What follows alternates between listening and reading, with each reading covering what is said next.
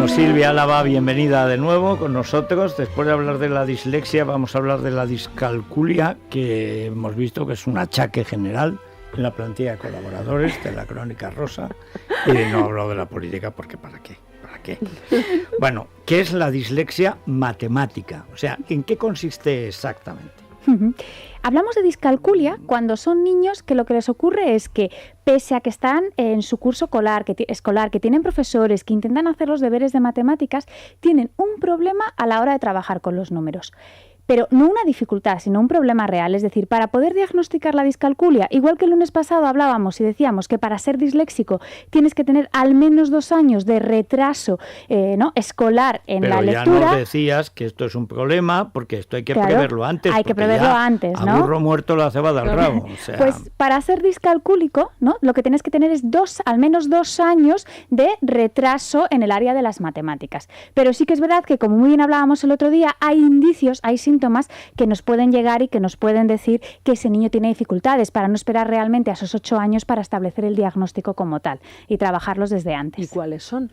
Bueno, porque con 8 años empiezan con las tablas. Claro, con 8 años. Y eso ya es el desbarajuste Y eso total. ya es, ¿no? Porque ya un niño con discalculia, el tema de las tablas de multiplicar le va a costar horrores, pero podemos ver pequeñas cosas antes. Silvia, solo una curiosidad. Sí. Cuando antes a los 4 años las aprendíamos de memoria y de memoria nos las sabíamos, ¿por qué se perdió esa costumbre? Porque además era letra, pero te aprendías los números.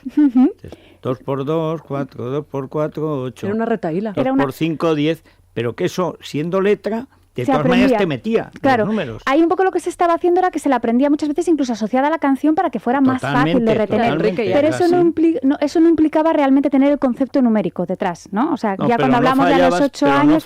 No fallabas porque la tenías ahí muy interiorizada, ¿no? Claro. A nivel de memoria, pero lo que no tenías entonces en ese momento, porque con 4 años no llegas a tener, es la representación mental de lo que es la multiplicación, ¿no? De cómo se van sumando esos números. Lo que me decíais antes, podemos empezar a ver ya signos desde que son más pequeños. Por ejemplo, nosotros de forma innata ya tenemos un cierto desarrollo del sentido del número. Los bebés no saben decirte si hay 3 o hay 1, pero lo distinguen perfectamente. Luego ya se empieza a asociar que 3 cositas es la palabra 3, luego ya lo empezamos a desarrollar en el número 3 y luego ya empezamos a tener esa secuencia. Cuando vemos que a los niños desde pequeños no empiezan a coger esto de los números y sobre todo lo que es más significativo, la secuencia numérica, cuando tú les dices que cuenten 1, 2, 3, ves que les está costando, cuando ya son un poco mayorcitos, o sea, a los niños de 3, 4 años les cuesta generalmente a todos, ¿no? Cuando son un poco mayorcitos que les cuesta seguir esa seriación numérica o incluso también los temas espaciales o de organización temporal, también les cuesta los días de la semana, muchas veces, los meses del año, las horas, ese tipo de cosas ya pueden ser indicadores. Ya no decimos cuando les cuestan los problemas o ni tan siquiera es que no saben identificar cuál es la operación que hay que hacer en este problema, pero porque realmente no lo entienden, ¿eh? No porque estos niños que no se paran a pensar y dicen, pues sumo, pues resto, multiplico, divido, no porque no se están parando ahí a pensarlo, sino porque es que ves que realmente no tienen la representación mental de lo que son las matemáticas en la cabeza, por así decirlo. Bueno, ¿y eso cómo se consigue? ¿Qué remedio tiene si lo tiene?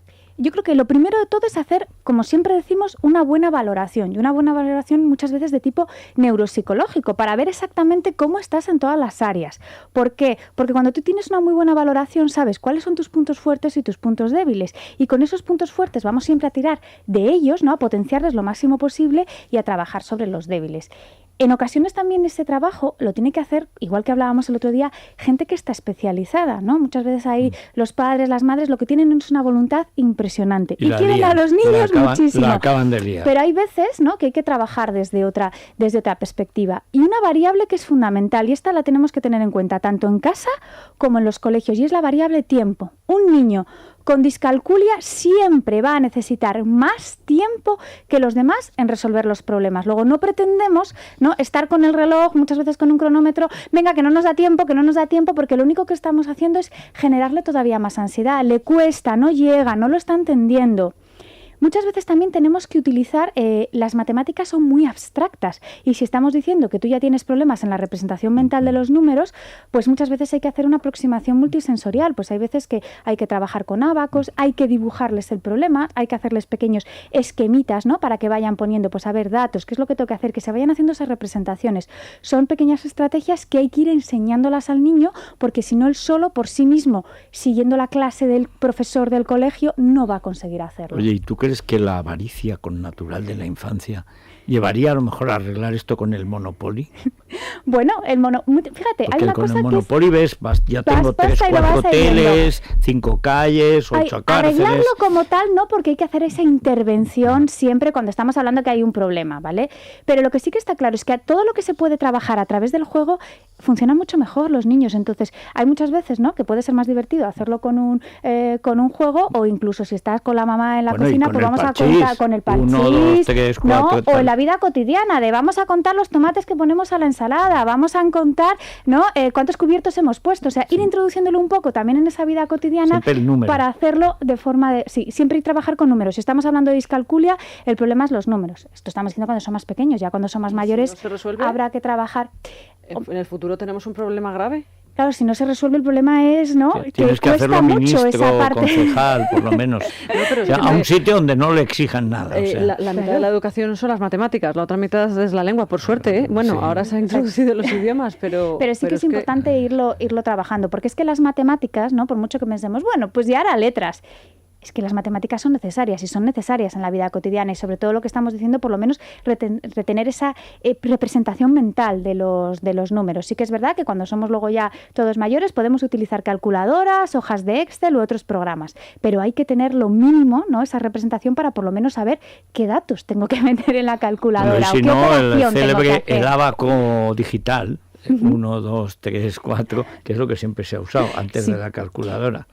Por ejemplo, es también otra de las cosas que nos podemos fijar, ¿no?, si un niño tiene dificultades en este tema de discalculia, porque son niños que tienen ya una edad bastante avanzada y ves que si no cuentan con las manos se te están perdiendo, ¿no? Entonces, ¿qué edad avanzada cuando son es esa? pequeños, hombre, va a depender mucho de cada niño, ¿eh? O sea, siempre hay que hacer un análisis, ¿no?, muy en profundidad, pero por ejemplo a los 8 años ya no tendrían que estar contando con las manos. O sea, son cosas ahí que hay que ver qué es lo que puede estar ocurriendo, y siempre no vale llegar a decir, pues una de las cosas que hemos dicho es un único síntoma puntual, ya pienso que tengo discalculia. No, tengo que tener varios síntomas y siempre tiene que haber luego un profesional que haya esa valoración y que lo valore, porque dificultades de cálculo o equivocarse con las tablas le pasa a muchísima gente, y eso no implica tener ya un trastorno de tipo neurobiológico. Pero Silvia, ¿esto tiene curación o solo cuidados paliativos?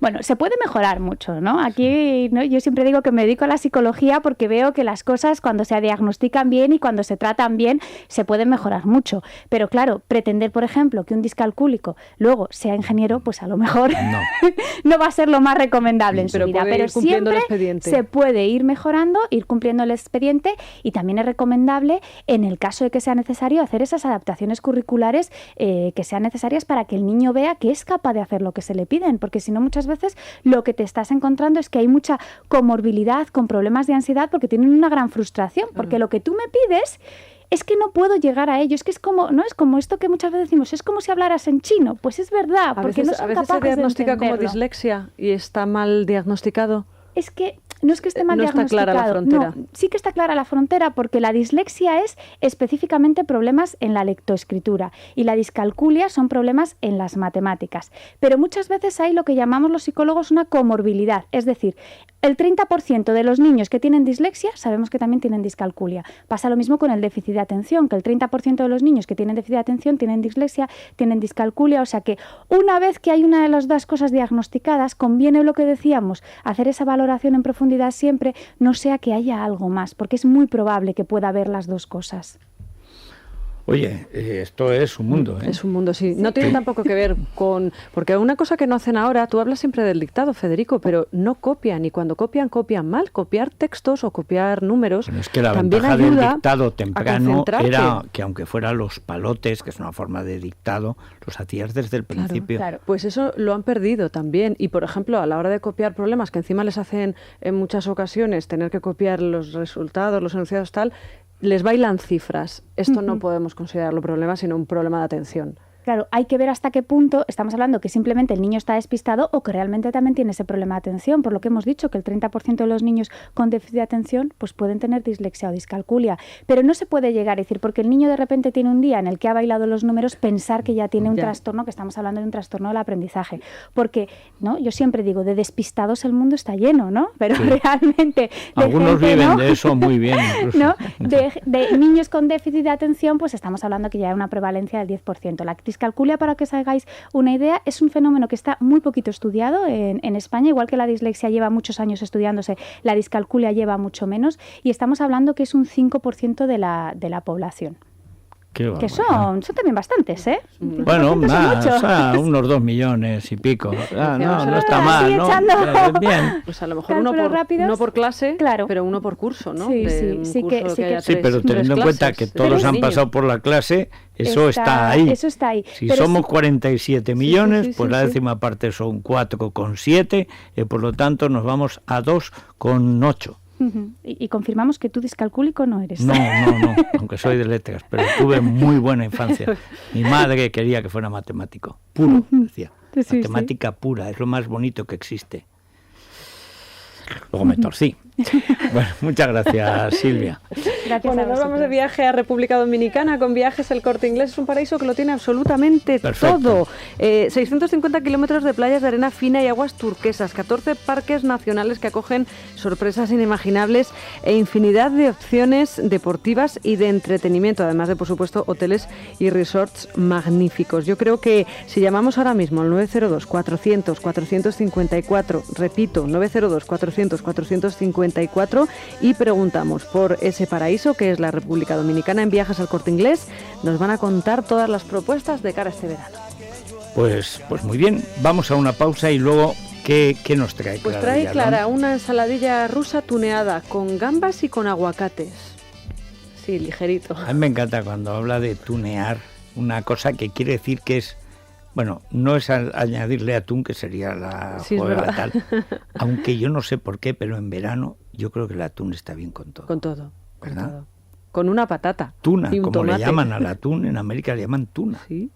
Sí. Tuna. Yo quiero ensalada de tuna. Y en italiano también, cercano, el tonato. Vitello tonato, yo creo que viene de tun, vitello tonato. Buenísimo el vitello tonato, eso es pura caloría.